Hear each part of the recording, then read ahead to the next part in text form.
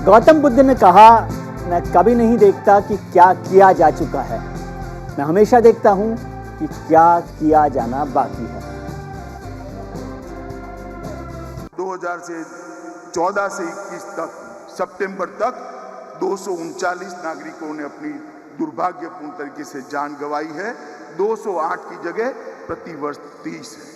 मगर मैं आपके सामने ये बात कहने आया हूं, 30 आंकड़ा कम है मगर हमें संतोष नहीं है।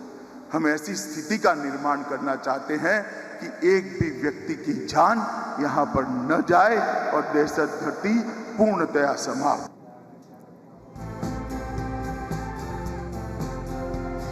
जम्मू कश्मीर में अनुच्छेद 370 हटाने के बाद जब पहली बार होम मिनिस्टर अमित शाह जम्मू कश्मीर के दौरे पर पहुंचे थे तो उन्होंने कुछ ऐसा कहा था। अब शाह एक बार फिर घाटी के दौरे पर हैं, लेकिन इस बीच एक चीज जो नहीं बदली वो है दहशतगर्दी। क्योंकि घाटी में चाहे कश्मीरी पंडितों की टारगेट किलिंग हो रही हो या फिर प्रवासियों पर हमले, दोनों बदस्तूर जारी रहे। इन घटनाओं में थोड़ी बहुत कमी जरूर आई है, लेकिन हालात अब भी चिंताजनक है।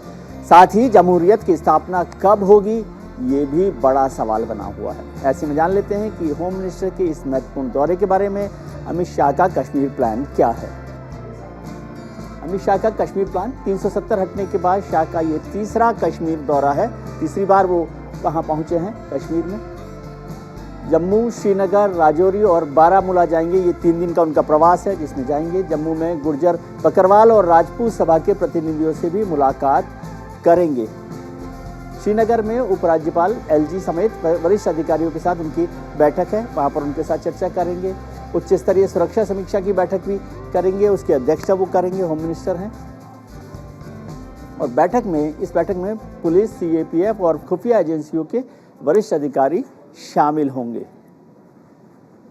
माना जा रहा था कि अनुच्छेद 370 हटने के बाद घाटी की फिजा बदल जाएगी, आतंक भी थम जाएगा, रोजगार के अवसर पैदा होंगे, कश्मीरी पंडित वापस लौट जाएंगे। ऐसा होता थोड़ा थोड़ा नजर भी आया, लेकिन आतंक के डर के साए में रफ्तार बहुत धीमी है। हम समझते हैं कि 370 हटने के बाद कितनी बदली है घाटी की फिजा। 370 हटने के बाद कितनी घाटी की फिजा बदली है। 29,806 लोगों को पब्लिक सेक्टर में नौकरी मिली है। ये एक बड़ा डेवलपमेंट है, खासतौर से 370 को हटने के बाद।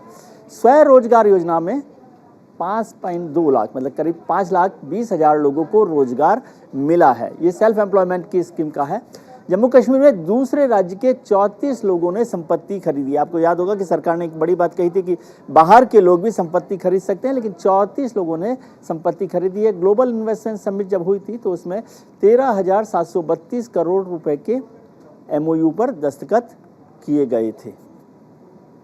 घाटी में 2100 से ज़्यादा कश्मीरी प्रवासी वापस लौटे हैं। ये दावा है सरकार का। 2100 से ज़्यादा कश्मीरी प्रवासी वहाँ पर लौटे हैं। सरकारी विभागों में इस समय 1,700 यानी 1700 कश्मीरी पंडितों को रोजगार मिला हुआ है। जम्मू कश्मीर का भूगोल तो 3 साल पहले ही बदल ही गया, लेकिन अब इसका राजनीतिक ढांचा भी बदल रहा है। घाटी में जहां वोटर्स की संख्या बढ़ने वाली है, तो वहीं परिसीमन आयोग की रिपोर्ट के बाद सीटों में भी संख्या में बढ़ोतरी हुई है।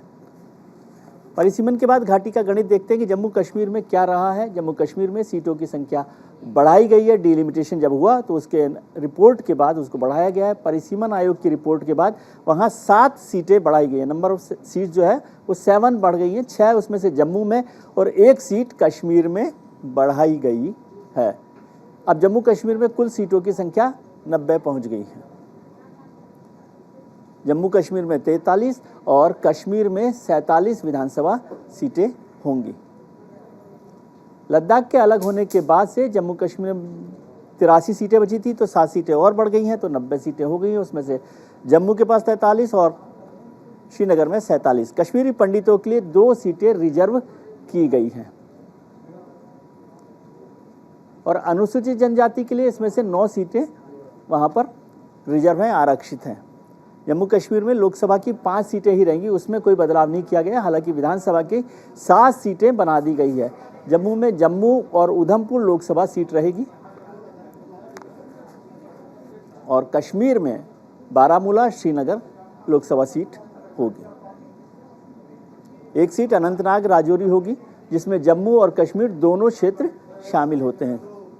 अनंतनाग और राजौरी एक बार पूर्व प्रधानमंत्री अटल बिहारी वाजपेयी ने कहा कि बंदूक के दम पर किसी समस्या को हल नहीं किया जा सकता। उन्होंने इंसानियत, जमहूरियत और कश्मीरियत पर चलते हुए कश्मीर की समस्या का हल करने की बात कही थी। आज एक बार फिर सरकार कश्मीर के दौरे पर है और उम्मीद है कि अटल जी वाले सिद्धांत का अनुसरण करते हुए जमहूरियत कायम करने की दिशा में कदम बढ़ाए जाएंगे। इस रिपोर्ट से समझते हैं।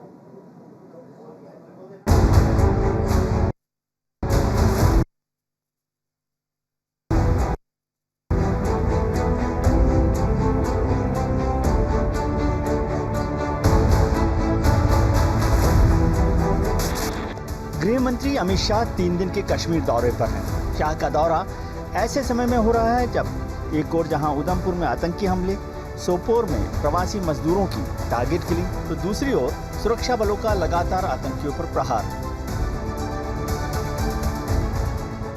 उस पर 4.5 साल से जमहूरियत की बहाली का इंतजार। इन सब चीजों के बीच गृह मंत्री का कश्मीर में 3 दिन का प्रवास। अनुच्छेद 370 और 35A को हटे 3 साल से ज्यादा का समय बीत चुका है। जब इसे हटाया गया था तो केंद्र की सरकार ने कहा था कि इससे आतंक का खात्मा होगा, कश्मीरी पंडित वापस लौट सकेंगे, बाहरी लोग यहां आकर बस सकेंगे, कश्मीर में रोजगार और व्यापार बढ़ेगा, जल्द से जल्द चुनाव का रास्ता प्रशस्त होगा। रोजगार के नाम पर MOU तो जरूर साइन हुए, परिसीमन आयोग का गठन भी किया गया, आतंकवादियों के एनकाउंटर भी हुए। बावजूद इसके आतंकी हमले लगातार जारी हैं। कश्मीरी पंडितों को टारगेट बनाकर मारा गया और अभी तक चुनाव की कोई सुगबुगाहट नहीं दिखाई दे रही। जम्मू कश्मीर के इन हालात के बीच अमित शाह आज जम्मू कश्मीर पहुंचे हैं। उम्मीद है कि वहां अच्छा संदेश देकर और अच्छी खबर लेकर लौटेंगे। वैसे अगले विधानसभा चुनाव जब भी होंगे, पहले से कहीं अधिक तादाद में राजनीतिक दल मैदान में दिखाई देंगे। साथ ही राज्य का बदला हुआ स्वरूप राजनीतिक समीकरण बदलने का काम करेगा। लेकिन यह बात भी किसी से छिपी नहीं है कि घाटी की जमहूरियत नाराज है। इसका एक नज़ारा पंचायत चुनाव और DDC चुनाव में भी देखने को मिला, जहां किसी किसी जिले में 20% से भी कम वोटिंग हुई। ऐसे में इस बात का ध्यान रखना होगा कि घाटी में जमहूरियत की स्थापना के बजाय फिर से 1987 के दौर ना लौट आए, जहाँ चुनावों में जमकर धांधली हुई और फिर जो हुआ वो पूरी दुनिया को याद है। Bureau report, news India. Jammu Kashmir में गृह मंत्री अमित शाह पहुंचे हैं। ऐसे में उनके इस दौरे पर देश भर की निगाहें टिकी हुई हैं, क्योंकि उनका दौरा कश्मीर के भविष्य की दिशा तय करेगा। ऐसे में कुछ बड़े सवाल उठते हैं कि शाह का दौरा क्या आतंकवाद पर फाइनल प्रहार होगा? क्या चुनाव से घाटी में जमहूरियत लौटेगी? और 370 हटने के बाद कितना बदला है घाटी का हाल? इन सब मुद्दों पर चर्चा करेंगे। हमारे साथ जुड़ रहे हैं खास मेहमान, जम्मू कश्मीर के पूर्व डिप्टी CM उप मुख्यमंत्री निर्मल सिंह साहब हमारे साथ होंगे, वरिष्ठ शिक्षाविद डॉक्टर राधा कुमार होंगी, शहनवाज मीर हमारे साथ हैं, PDP के नेता, और इंडिया फाउंडेशन के निदेशक रिटायर्ड मेजर जनरल ध्रुव सिंह कटोच साहब भी हमारे साथ इस वक्त जुड़े हुए हैं। कटोच साहब, सबसे पहले आपके पास समझना चाहता हूं कि अमित शाह साहब का ये जो दौरा है, इसको और पिछले 3 साल को कैसे देख रहे हैं? देखिए, ये दौरा जो जब भी गृह मंत्री जाते हैं, किसी भी जगह जाते हैं, तो कोई ना कोई मकसद होता है वहां पर जाने का। जी, अभी इस समय पर आपने तो शुरुआत में कह दिया कि 3 साल हो गए हैं 370 को हटने से जी, और जो उम्मीदें रखी थी वो पूरी तरह से नहीं हुई है जी, ये हम बात मानते हैं। लेकिन इसमें मैं आपको एक बात बताना चाहता हूं, जी सर, अगर 370 नहीं हटती तो ये मामला जिंदगी भर रहता है सही, इसमें कोई भी बदलाव नहीं आ सकता था। तो पहली किरण की रोशनी जो आई वो 370 से ही आई। अब ये कहना कि 370 हट गया मामला बिगड़ जाए, एकदम सुधर जाएगा, ये तो होने वाला नहीं है, क्योंकि रेडिकलाइजेशन जो कश्मीर में हुई है वो तकरीबन 2 जनरेशन के ऊपर हो चुकी है जी, और उसको रोकना और पीछे करना इसमें समय लगेगा। तो इस समय पर जो हालात हैं, टेररिज्म के जो केसेस हैं अटैक्स हैं वो कम हो चुके हैं, उनकी जिस फेरोसिटी से होते थे वो भी कम हो चुके हैं, और जब तक पूरी शांति नहीं आएगी मैं नहीं समझता हूं कि इलेक्शन हो सकेंगे।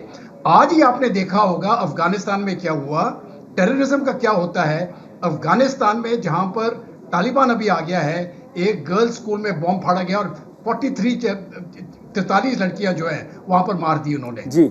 ये हम किसी भी हालत में कश्मीर में इस प्रकार की हालत नहीं आने देंगे, और जिस प्रकार से अभी चल रहा है सिक्योरिटी फोर्सेस का कदम और पॉलिटिकल अथॉरिटी, जिस प्रकार से फाइनेंसेस वहां पर आ रहे हैं, मुझे तो पूरी उम्मीद है कि ये मामला बहुत जल्दी सुधर जाएगा। ठीक है, लेकिन जहां तक इलेक्शंस की बात होगी मुझे लगता है कुछ समय लगेगा। कुछ समय लगेगा। हमारे साथ डॉक्टर राधा कुमार भी जुड़ गए हैं, जिनका कश्मीर पे बहुत गंभीर स्टडी भी है, उन्होंने बहुत काम किया है, रिपोर्ट सबमिट की है। लेकिन मैं शाहनवाज मीर साहब भी हमारे साथ जुड़े हुए हैं, पीडीपी के प्रवक्ता हैं, तो मैं समझता हूँ कि घाटी की आवाज़ एक बार समझ ली जाए। मीर साहब, आपको क्या लग रहा है अमित शाह साहब के दौरे से, और पिछले 3 साल का, जैसे कटोच साहब ने भी जिस तरह से जिक्र किया कि कुछ बदला है, कुछ बदलने की ज़रूरत है, कुछ बदलने की उम्मीद है?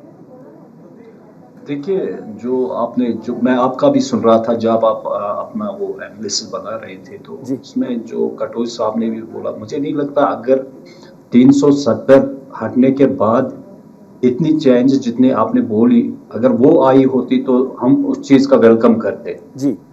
बट अभी तक ऐसा कुछ नहीं हुआ। मैं तो बोल रहा हूँ, मतलब 370 हटने के बाद आप देखिए यहाँ पे जो सबसे ज्यादा मतलब अटैक्स, जो मतलब target killings, whether it's Kashmiri Pandits, whether it's Kashmiri Muslim, हर एक विक्टिम बना है इस चीज से। और तीसरा मुझे ये लग रहा है कि इन्होंने बोला था कि आफ्टर एब्रोगेशन ऑफ 370 यहाँ पे क्या होगा, यहाँ पे एम्प्लॉयमेंट जनरेट होगा। और जो अब हम आज के डेट में देख रहे हैं कि बढ़ने के बजाय वो घट ही रहा है। मतलब हमारा जो अनएम्प्लॉयमेंट रेट है, मुझे लगता है हरियाणा के बाद हमारा दूसरा नंबर है जी। अच्छा, तीसरा ये है, देखिए हम किसी मतलब पीस प्रोसेस के खिलाफ नहीं है हम जी। वाजपेयी जी ने यहाँ पे एक पीस प्रोसेस का प्रोसेस चलाया था। अगर आज के डेट में भी इतना मतलब आप देख रहे, मतलब बीजेपी का एक एक्सट्रीम स्टैंड रहा है regarding J&K and regarding the minorities, but अगर आज के डेट में भी आप यहाँ पे पूछोगे लोगों से कि आपका जो सेंट्रल गवर्नमेंट से सबसे अच्छा जो दौर था, जो एक रिजीम थी, तो हर एक वही बोलेगा कि जो वाजपेयी जी ने एक पीस प्रोसेस डेवलपमेंट उसके नक्शे कदम पे चले थे जी। तो वो सब लोग इस पे एग्री कर रहे हैं कि नहीं, वो चीज यहाँ पे होनी चाहिए, उसी तर्ज पे होनी चाहिए। बीजेपी मतलब वाजपेयी जी तो बीजेपी से थे, और जो हमारी एक्चुअली जो कोल्यूशन हमारी गवर्नमेंट कोल्यूशन में आई थी, अलायंस में आई थी, वो इसी चीज को लेके आई थी कि शायद वहां पे जो लीडरशिप है वो वाजपेयी जी के ही जैसी है। ठीक है, तो ये जो हम इस पे पिस रहे हैं, इस मतलब जो हमारा मतलब इंडिया और पाकिस्तान, मीर साहब आपकी बात समझ रहा हूं मैं। डॉक्टर राधा कुमार हमारे साथ हैं। डॉक्टर साहब, आपसे समझना चाहता हूं, क्योंकि कश्मीर को आपने बहुत गहराई से, गंभीरता से समझा है, कुछ रिपोर्ट्स भी आपने सबमिट की, और मीर साहब ने, कटोच साहब ने जिक्र किया, तो वाजपेयी साहब से मोदी साहब तक आने में मनमोहन सिंह जी भी रहे, और इस पूरे दौर में क्या क्या बदला, क्या बदलना चाहिए था? जी, थैंक यू। सबसे पहले तो मैं ये कहना चाहती हूँ कि कटोच साहब ने जो कहा कि कुछ बदला नहीं जब तक ये 370 धारा को विशिएट उतारा गया, तो देखिए बहुत बदला। अब मैं 70 साल के इतिहास में तो नहीं जाना चाहती, पर वाजपेयी, आपको याद होगा वाजपेयी जी ने 2002 में इलेक्शन किए थे, हाइट ऑफ आतंकवाद, सिविलियन कैजुअलिटी उस वक्त 2000-3000 तक बढ़ गए थे जी। फिर भी उन्होंने इलेक्शन किए, और इलेक्शन के साथ साथ उन्होंने पीस प्रोसेस भी किया। सबसे पहली तो ये बात है कि सब लोग मानते थे कि वो कश्मीर में बहुत सालों बाद सबसे पहला फ्री एंड फेयर इलेक्शन था। Free and fair height of आतंकवाद के टाइम जी। में कर सकते थे हमने दिखाया कि हम कर सकते थे। जी। अच्छा, उसके बाद इलेक्शन के साथ और पीस प्रोसेस के साथ इतना बदलाव आया कि 2006-07 तक कैजुअलिटी 50 से कम हो गए थे। मनमोहन जी ने वाजपेयी जी का पीस प्रोसेस आगे बढ़ाया, उन्होंने और उसमें दम डाला और उसमें से 2013 तक कैजुअलिटी 20 से कम थे। तो और कश्मीर उस वक्त जो प्लानिंग कमीशन थी, जो आज नीति आयोग है, उसमें कश्मीर अपर परफॉर्मिंग स्टेट्स में थे। उसकी इकोनॉमी एक 10 से 15% तक बढ़ रही थी साल पे साल। एम्प्लॉयमेंट का हाल इतना बुरा नहीं था। एजुकेशन पोस्ट ग्रेजुएट लेवल तक फ्री थी, मुफ्त थी। और जो जम्मू और श्रीनगर में सदियों से जो थोड़ी एलियनेशन हो रही थी, उसके लिए भी अमन के काफी इनिशिएटिव लिए गए। तो मैं कहूंगी कि उस वक्त बहुत हम होप कर सकते थे कि यहाँ अब पीस बिल्डिंग शुरू हो गई है। अब यहाँ जो वाजपेयी जी ने कहा था, जमहूरियत भी आ गई है। और ये जो पीरियड था, ये वो पीरियड था जिसमें सेंटर यूनियन जो सरकार थी, वो कश्मीर के पॉलिटिकल अफेयर्स में बहुत कम दखल इंटरफेरेंस कर रही थी। माफ कीजिए मेरी टूटी बहुत बेहतर है। डॉक्टर साहब, एक चीज समझना चाहता हूं, जो एक बड़ा बदलाव है कि क्या आप इसको समझ रही हैं कि धारा जो अनुच्छेद 370 को हटाया गया, एब्रोगेशन ऑफ 370 है, उसकी जरूरत नहीं थी या उसकी जरूरत से कोई फायदा नहीं हुआ? उसके बदलाव से, एब्रोगेशन से, उसके बदलाव से फायदा बिल्कुल नहीं हुआ है। मैं तो दूसरे हाथ पे कहूंगी कि नुकसान बहुत ही हुआ है। अब देखे, 3.5 साल होने वाले, 3 साल होने वाले हो गए हैं जब से उसको उतारा गया। उन 3 सालों में पहले 2 साल में तो कश्मीर की इकोनॉमी जो थी बिल्कुल ही ठप हो गई थी। अब थोड़ा सा सुधार दिखाई दे रहा है और ये बड़ी खुशी की बात है कि सुधार दिखाई दे रहा है। अच्छा टूरिस्ट सीजन रहा है वगैरह, और आशा कर सकते हैं कि और सुधार आएगा। पर उस चीज में भी काफी फ्लॉज हैं। एक प्रॉब्लम ये है कि जैसे कि माइनिंग कॉन्ट्रैक्ट हैं, ये सब स्टेट के बाहर वाले लोगों को दिए गए हैं। बहुत अफवाहें फैल रही हैं वहाँ, लोगों को बहुत डर है कि इस तरह से अगर चीज चलेगी तो जो कश्मीर में रहने वाले हैं उनके हाथ में क्या रहेगा, इकोनॉमिकली क्या रहेगा, और पॉलिटिकली तो सबसे बड़ी बात है। पर मैं एक बात बार बार कहना चाहती हूँ बहुत ही एम्फेसिस के साथ कि ये इनसिक्योर सिचुएशन पूरी शांति नहीं है। ये तो हम सोच ही नहीं सकते कि इस वजह से इलेक्शन नहीं हो सकता है। ठीक है, अगर हम आतंकवाद के सबसे बड़े समय में फ्री एंड फेयर इलेक्शन कर सकते थे, तो बिल्कुल कोई वजह ही नहीं है कि 2016 में इलेक्शन क्यों नहीं हुए। हम तो अब 6 साल बाद की बात कर रहे हैं, क्यों इलेक्शन नहीं हो रहे? ये तो बिल्कुल इट इज अ टेरर, हमारी जमहूरियत पे ये तो इतना बड़ा कलंक है। ठीक है, और इसके लिए बिल्कुल कोई एक्सक्यूज नहीं चल सकता। ठीक है, कटोच साहब,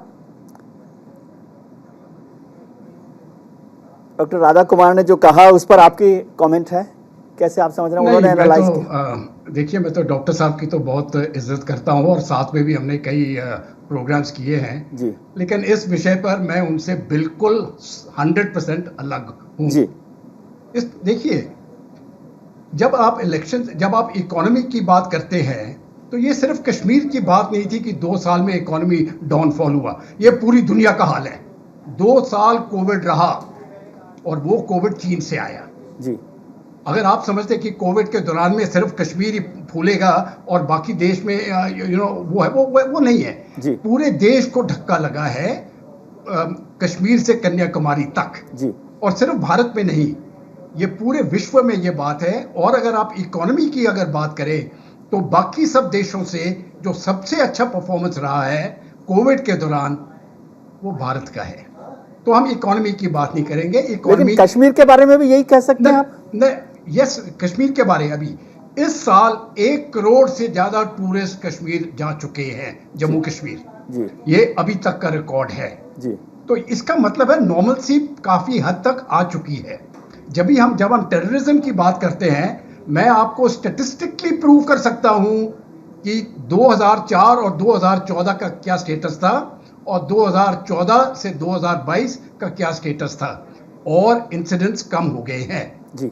अभी हमारे साहब एक चीज मैं ये स्टैटिस्टिक्स है, कोई किसी को पसंद आए नहीं है, नहीं, वो ठीक है। आप डेटा देख सकते हैं। जी। मैं डेटा के ऊपर बात कर रहा हूँ। जी। जहां तक अभी हम बात करते हैं स्पोक्स पर्सन की, उन्होंने एक स्टेटमेंट दिया था। एनीवे, मैं उसके ऊपर बाद में जाऊंगा। आप किसी भी विषय पे देख लीजिए, हालात जो हैं पहले से बेहतर है, लेकिन कई चीजों के ऊपर मुझे लगता है अभी तक भी सुधार करना है। कश्मीरी हिंदू क्यों नहीं वापस जा रहे हैं? जी। अभी आप कश्मीरियत की बात करते हैं तो कश्मीरियत किसने तोड़ी, किसने भंग की कश्मीर में? ये कश्मीरी मुसलमान ने की। जी। वो उनके पड़ोसी जो थे, जिनके सालों तक 100 साल 500 साल तक वो जी रहे थे, उन्होंने ही अपने हिंदू भाइयों को। सर, एक छोटा सा सवाल मैं जानना चाहता हूं आपकी बात। कटोच साहब, एक चीज छोटा सा सवाल मैं समझना चाहता हूं आपसे कि कश्मीर को लेकर मनमोहन सिंह जी को छोड़ दें, हम मोदी इरा और वाजपेयी इरा में क्या फर्क देखते हैं आप?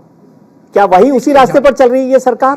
नहीं, देखिए, वाजपेयी इरा के ऊपर आप सब समझते हैं कि शांति हो चुकी थी, लेकिन एक तरफ से उनका समझौता पाकिस्तान के साथ हुआ था। वो समझौता फिर जैसे ही टूट गया, बाकी वापस वो जो स्थिति है वो वापस अपनी जगह पर आ गई।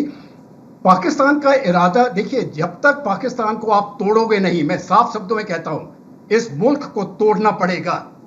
जब पाकिस्तान टूटेगा 4 टुकड़ों में, तब जाके भारत में शांति होगी, तब जाके कश्मीर में शांति होगी। वो हथियार कहां से आ रहे हैं, वो ट्रेनिंग कहां से हो रही है, वो पैसे कहां से आ रहे हैं, वो इंटेलिजेंस कहां से आ रही है, ये सब। तो मतलब आप वाजपेयी पॉलिसी से सहमत नहीं हैं? नहीं, वाजपेयी, देखिए, वाजपेयी के पास वो मेजॉरिटी नहीं थी पार्लियामेंट में, जो करना चाहते थे वो नहीं कर सके। अब जाके जो किया उससे सहमत नहीं है आप? नहीं, सहमत है। उस समय के लिए जो वाजपेयी साहब ने किया वो सही था। ठीक है। जिनकी उनकी मेजॉरिटी थी, जितनी उनकी ताकत थी, उन्होंने वो अपनी पूरा दम लगा के किया। अभी जाके मोदी सरकार भी वही करेगी, और मैं आपको विश्वास दिलाता हूं कश्मीर में इस प्रकार की शांति आएगी, और ये ज्यादा दूर नहीं है, एक भी बंदूक की गोली नहीं चलेगी। ये पाकिस्तान नहीं है और ये अफगानिस्तान नहीं है, ये कश्मीर है, और कश्मीर फिर से चमकेगा जैसे इसको चमकना चाहिए। ठीक है सर, वक्त है ब्रेक का, आप बने रहिए हमारे साथ। डॉक्टर राधा कुमार भी हमारे साथ हैं, मेजर जनरल ध्रुव सिंह कटोच भी हैं, और शाहनवाज मीर साहब भी हमारे साथ हैं। ब्रेक पर जाएं। ब्रेक पर जाने से पहले आज की सवाल की बात, हमारा आज का सवाल है कि क्या चुनाव से बदलेगी कश्मीर की सूरत? आप अपनी राय हमें ट्विटर पर हाँ या ना में दे सकते हैं। हमारा ट्विटर हैंडल है @newsindia24/7। इसका जवाब हम आपको शो के आखिर में दिखाएंगे। छोटा सा ब्रेक का वक्त है, तुरंत लौट कर आते हैं। हमारे विद्वान मेहमान हमारे साथ हैं, कहीं मत जाइएगा। ब्रेक के बाद आपका एक बार फिर स्वागत है। हम चर्चा कर रहे हैं जम्मू कश्मीर को लेकर। होम मिनिस्टर अमित शाह साहब 3 दिन के दौरे पर जम्मू कश्मीर पहुंच गए हैं। हमारे साथ डॉक्टर निर्मल सिंह, जम्मू कश्मीर के पूर्व उप मुख्यमंत्री, जुड़ने वाले थे, लेकिन वो अमित शाह की यात्रा के दौरान व्यस्त हैं, इसलिए वो अभी हमारे साथ नहीं जुड़ पा रहे हैं। हमारे खास मेहमान जुड़े हुए मेजर जनरल रिटायर्ड ध्रुव सिंह कटोच साहब हैं, जो इंडिया फाउंडेशन के निदेशक हैं। डॉक्टर राधा कुमार हैं हमारे साथ, शिक्षाविद हैं, और शाहनवाज मीर साहब हैं, पीडीपी के प्रवक्ता। आप सबका एक बार फिर स्वागत है। मीर साहब, एक बात समझाइए, आपने बात की भारतीय जनता पार्टी की, आपने उनके साथ सरकार बनाई, क्या आपको लगता है कि वो आपकी गलती थी? That was a big mistake. That was a political, suicide for us. हमारे से पहले भी इस तरह की बातें हो रही थी, जैसे आपने सुना होगा उस टाइम भी फारूक साहब ने बोला था जी एक निजी चैनल को कि ये इनके लिए आसान रास्ता नहीं है, ये एक मतलब कुएं में कूद रहे हैं जहां आग के सिवा कुछ भी नहीं जी। है। बट मुफ्ती साहब ने उस टाइम भी अगर अलायंस की, वो इसी बेस पे की थी कि जो हमारा एजेंडा ऑफ अलायंस होगा तो वो स्ट्रेट फॉरवर्ड होगा, वो ऐसे किसी से छुपा नहीं होगा। तो उन चीजों पे हमने इनके साथ अलायंस की थी, but finally they are deceiving अस।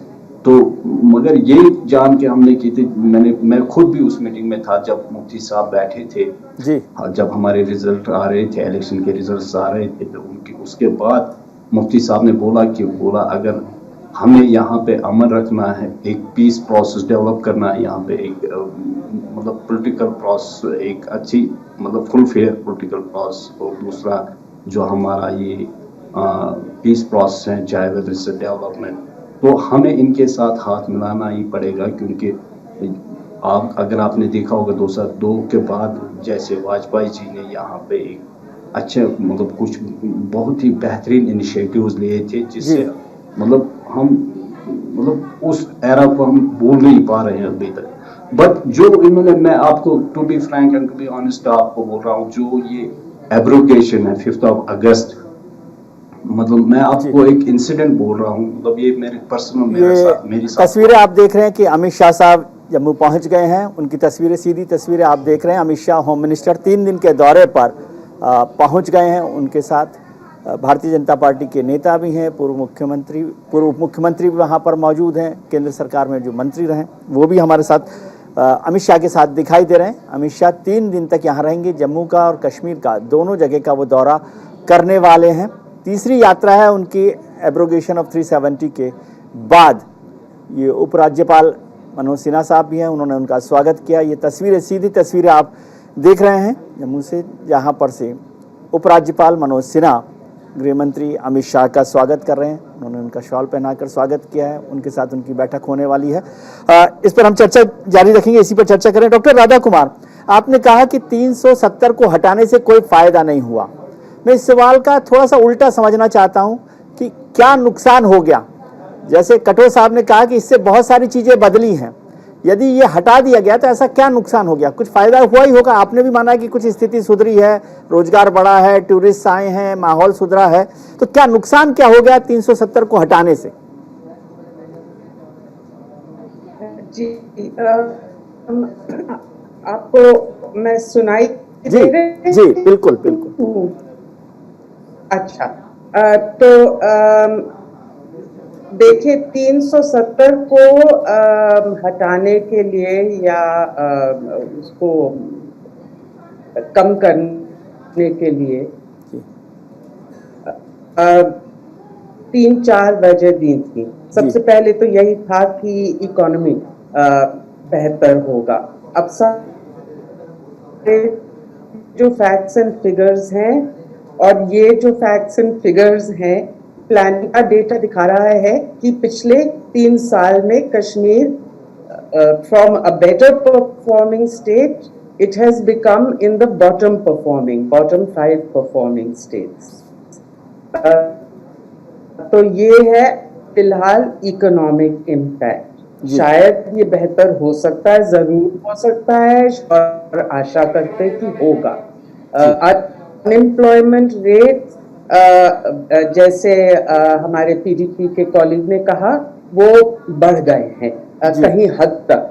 अब कोविड के समय में तो ठीक है, अनएम्प्लॉयमेंट बहुत हाई था, पर फिर भी जम्मू कश्मीर की अनएम्प्लॉयमेंट देश से दुगनी थी। हम 17% अब भी उसकी अनएम्प्लॉयमेंट रेट नेशनल एवरेज से कहीं ज्यादा है। जहाँ तक पंडितों की रिटर्न की बात है, दिया था वो तो कम ही हुआ है जी। जो एम्प्लॉयड हैं वो पहले से थे। ये प्राइम मिनिस्टर की स्कीम थी 2005 वाली, जो चलती गई, और ये खुशी की बात है कि ये स्कीम मेंटेन रखी गई और इसमें एम्प्लॉयमेंट थोड़ा बढ़ा। जहां तक कश्मीरियों के लिए घरों बनाने की बात है, वो अभी चल ही रहा है और कुछ खास ज्यादा बढ़ा नहीं है। 2006-7 से। लेकिन कोई नुकसान आपको नहीं लग रहा? मेरा सवाल रही है डॉक्टर राधा कुमार, मेरा सवाल ये था कि 370 हटने से क्या नुकसान हुआ कश्मीर को? तो ये तो अब बता रही हूँ आपको जी। मैं पहले आपको कि कोई बेहतर नहीं हुआ है, अब मैं बताती हूँ, और नुकसान भी बताया है आपको इकोनॉमिक। अब पंडितों की बात आप देखें वो किस तरह से टारगेट हो रहे, पंडित पे कितने असॉल्ट हुए हैं, कितने मारे गए हैं इसी 2-3 साल में। वही चीज हमने देखा पंचायतों के साथ, कितने 12 पंचायत के लोग मारे गए। तो टारगेटिंग अटैक्स जो हैं ये बढ़ी हैं। पुलिस पे भी, वो तो पहले भी था अब भी है, जो पुलिस पे अटैक्स हो रही हैं। तो वो हुई अलग। तीसरी बात, सिक्योरिटी बेहतर नहीं हुआ है। हमने कहा कि बहुत लॉज हमने जो हमारे कानून हैं हमने वहां एक्सटेंड किए हैं, जैसे पंचायती राज वाले, सही, पर वो पहले भी हुआ था। वो 2013 में मेरे ख्याल में पंचायती राज एक्ट कश्मीर के लेजिस्लेचर ने पास किया। उसको हमारे अमेंडमेंट्स को लाने के लिए। ठीक है। अच्छा, अब सबसे बड़ी बात जो नुकसान हुई है वो ये है कि वैली के जो लोग हैं वो समझते हैं कि दिल्ली उन पे हमला कर रही है और लगातार हमला कर रही है और सिर्फ हमला ही करना चाहती है। तो हर जो चीज जो कदम लिया जाता है वो ऐसे ही आंखों से देखा जाता है। ठीक है कटोच साहब, कुछ ना कुछ इसके अंदर। जी ठीक है मैडम, आपकी आवाज भी थोड़ा सा कट रही है। कटोच साहब, जो मैडम बोल रही हैं डॉक्टर राधा कुमार की ये नुकसान हुआ है कि कश्मीरियों को लग रहा है कि उन पर दिल्ली हमला कर रही है, इसका जवाब दीजिए। लेकिन इसके साथ मैं समझना चाहता हूं अमित शाह साहब की जो यात्रा हो रही है इसका क्या मतलब है। और दूसरी बात, जो वाजपेयी साहब कहते थे कि वहां के लोगों से बातचीत की जाए, जिनको हम लोग सेपरेटिस्ट कहते हैं या जो भी कह रहे हैं उनसे, लेकिन मौजूदा सरकार उनके साथ बात करने को तैयार नहीं दिखती, क्या इसका कोई फायदा है? देखिए, जहां तक मैं इसकी टेररिस्ट की बात करता हूं पहले जी, जो भी बंदूक उठाता है जी, उससे बात नहीं होगी, बात खत्म, राइट जी, या तो वो बंदूक छोड़े और जमहूरियत के रास्ते पे आए। जी, वो बंदूक पकड़ेगा तो भारतीय सेना उसके पीछे जाएगी और वैसे भी उसकी जिंदगी 6-8 महीने तक ही रहेगी। जी। अभी इनको हथियार कहां से आ रहे हैं? जो सपोर्ट बेस है वो मैंने आपको बताया वो पाकिस्तान में है और वो हमको वहां पर अभी निशाना बनाना पड़ेगा। डॉक्टर राधा कुमार ने बताया कि कश्मीर के लोग बोलते हैं कि दिल्ली हमारे ऊपर हमला कर रहा है। जी, मुझे नहीं मालूम है कि उन्होंने किससे बात की, हम तो वहां पर जाते रहते हैं और ये नहीं कि बहुत ज्यादा सोसाइटी के साथ मैं मिला हूं और ये बिल्कुल बात गलत है। जी, वहां पर उनको भी पूरा उम्मीद है कि प्रॉब्लम कहां पर है। प्रॉब्लम इन 2 पॉलिटिकल पार्टीज का था, जी, नेशनल कॉन्फ्रेंस और पीडीपी। ये इन्होंने साथ दिया है टेररिज्म के सपोर्टर्स जो टेररिज्म कर रहे थे उनके ओवरग्राउंड वर्कर्स को वहां पर ये सपोर्ट आया था इनकी तरफ से, और ये एक सबसे बड़ा कारण है कि हम इसको सुधार नहीं सके। जी, अब जाके वो पॉलिटिकल पावर जो है वो शिफ्ट हो चुका है। अभी जब इलेक्शंस आएंगे तो ये जो बोल रहे हैं कि देखिए सब हालात खराब है, उनको इस चीज का डर नहीं है कि हालात खराब है या हालात अच्छे हैं, उनको इस चीज का डर है कि वो इलेक्शंस नहीं जीतेंगे। और वही बात आ रही है, जिस प्रकार से उन्होंने हजारों करोड़ों रुपए पहले कमाए हैं करप्शन के तौर पर, और उसका भी रिकॉर्ड हमारे पास है, और हम यही प्रार्थना करते हैं कि सरकार उन सबको अंदर डाले। कटोच साहब, एक चीज समझना चाहता हूं, आपने कहा कि वो नहीं जीतेंगे, आपकी बात मैं सही मानता हूं, लेकिन ये बात तो सच है कि पीडीपी और नेशनल कॉन्फ्रेंस वहां की रीजनल पार्टीज हैं, रीजनल एस्पिरेशंस को वो करती हैं, प्रेजेंट करती हैं। अगर वो दोनों पार्टियां नहीं जीती तो इसका जो चुनावी नतीजा है वो कुछ खतरनाक नहीं होगा? नहीं, इसका मतलब नहीं है कि बाकी पार्टीज नहीं है उधर, जी और भी प्लेयर्स हैं। तो ये समझना कि सिर्फ पीडीपी है और नेशनल कॉन्फ्रेंस है, ये मैं इसको मानने को तैयार नहीं हूँ। जी तो ये नए प्लेयर उभर जाएंगे, ये जरूरी बात नहीं है कि मुफ्ती साहिबा होगी या ये अब्दुल्ला की हुकूमत चलेगी। जी। ये परिवारवाद जो है ना, ये मुझे लगता है इनको छोड़ देना चाहिए। ठीक है। रीजनल पार्टीज, लोग रूट से निकलेंगे, कश्मीर से, जम्मू से, और वो जाके चुनाव लड़ेंगे, किसी भी पार्टी के हो वो लड़ेंगे और वो जीतेंगे, और ये ठीक है। परिवारवाद भी खत्म हो जाएगा जो सबसे बड़ा जड़ है। लेकिन आप समझते हैं कि सेपरेटिस्ट से बात नहीं करनी चाहिए सरकार को? बिल्कुल नहीं, ये तो हमारी राय है, सेपरेटिस्ट के साथ बिल्कुल बात मत करिए। तो मतलब फिर वाजपेयी जी की बात से तो आप अलग है ना, उलट है बात ये। नहीं, मैंने आपको बताया वाजपेयी जी का टाइम अलग था, वहां पर उनके पास मेजॉरिटी नहीं थी सरकार की, वो एक कोएलिशन गवर्नमेंट थी, बड़ी मुश्किल से चल रही थी, जो वो चलाना चाहते थे वो नहीं कर सके। जी तो जिस प्रकार से उन्होंने अपनी कोशिश की, अपनी खुद की पर्सनालिटी को लगाकर, जब तक उन्होंने जमहूरियत के शब्द दिए और कश्मीरियत के शब्द दिए, वो अपनी पर्सनालिटी पर चल रहे थे, वो किसी की मदद पर नहीं चल रहे थे। लेकिन अगर आपने कानूनी कार्रवाई करनी है, कॉन्स्टिट्यूशन के ऊपर के मुताबिक चलना है, तो आपको मेजॉरिटी चाहिए, वो वाजपेयी साहब के पास नहीं थी। ठीक है, ये समझना चाहिए। जी मीर साहब, इलेक्शन हुए। जी जी जी जी जी आप बोलिए। देखिए, आपने एक क्वेश्चन किया था, बहुत अच्छा क्वेश्चन किया था कि आफ्टर 370 एब्रोगेशन 370 एंड 35A के बाद क्या नुकसान हुए। देखिए, मैं यहाँ पे ये डिस्क्लोज नहीं करना चाहता था, बट आपके जो पैनलिस्ट है वो बहुत ही अच्छे फॉर्म के हैं और मैं उनके मतलब पास ये बात पहुंचे। देखिए, मैं बोलूँगा आपको कि नुकसान क्या होगा। जी नुकसान ये हुआ, जब आपने 370 एब्रोगेट किया तो आपने इस स्टेट को 2 यूनियन टेरिटरीज में बांटा। जी आपका पहली बार ऐसा स्टैंड ऑफ हुआ कि जिसमें हमारे 110 लोग मारे गए चाइना के एग्रेशन से। जी ये 370 के बाद हो गया। दूसरा जो आपका सबसे बड़ा स्ट्रेटेजिकल एरर था, जो आपने 370 किया, अगर बिफोर 370 आप यहां पे रेफरेंडम करवाते, मैं आपको बोल रहा हूं, आई एम डैम श्योर कि 65 जो परसेंटेज वोटिंग की थी वो will be in favour of India.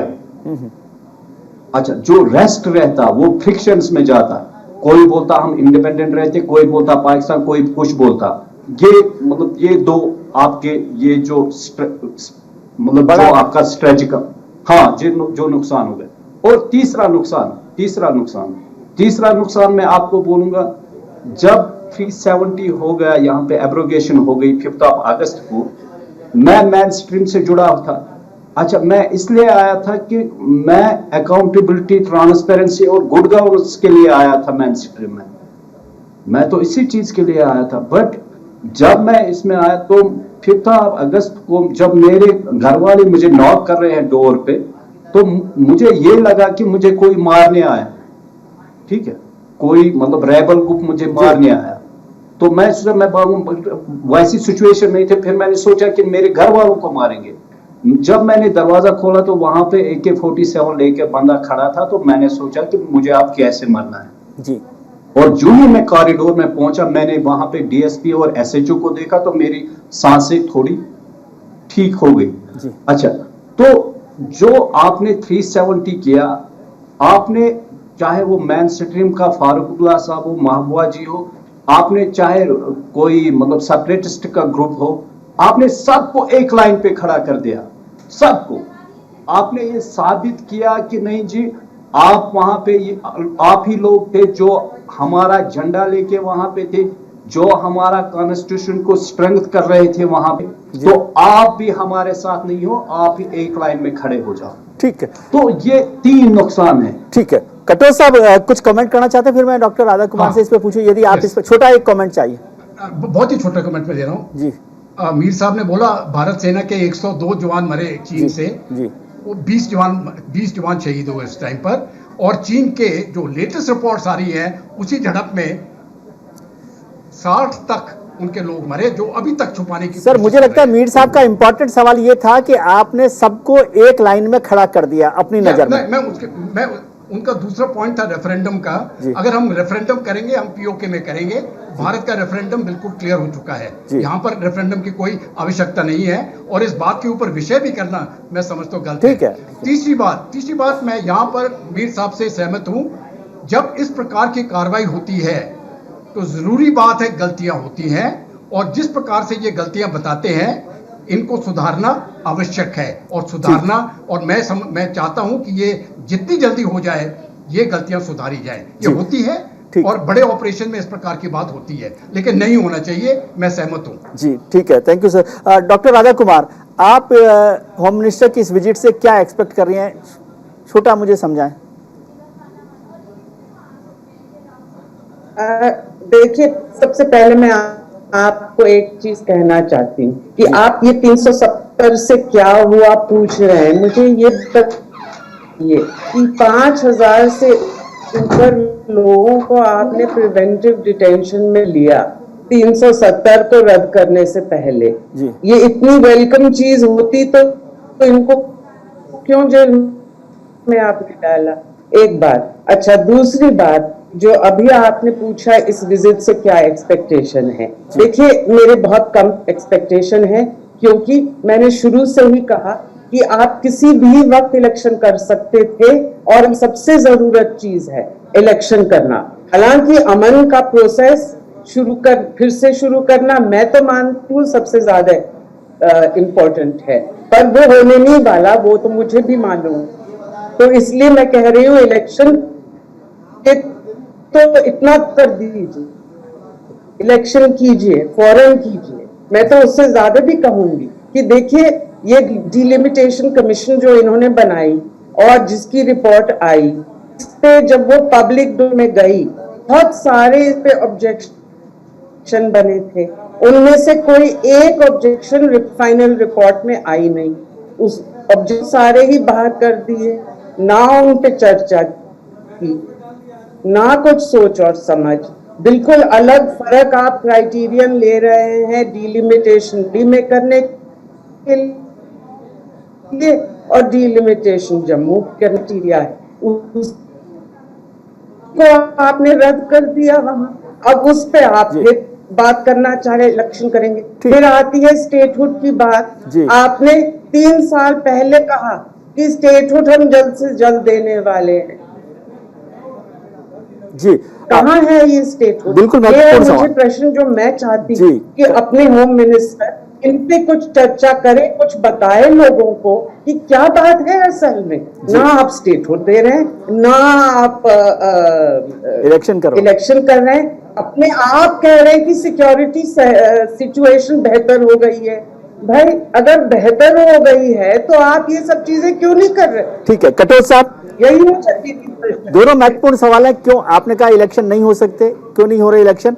और दूसरी बात, स्टेटहुड की बात भी सरकार ने खुद ने कहा था कि हम स्टेटहुड जल्दी देंगे। नहीं, देखिए, हर एक का मतलब जल्दी का मतलब होता है 2 मिनट का। ये मैगी नूडल्स नहीं है जी। ये लोगों की जिंदगी का सवाल है।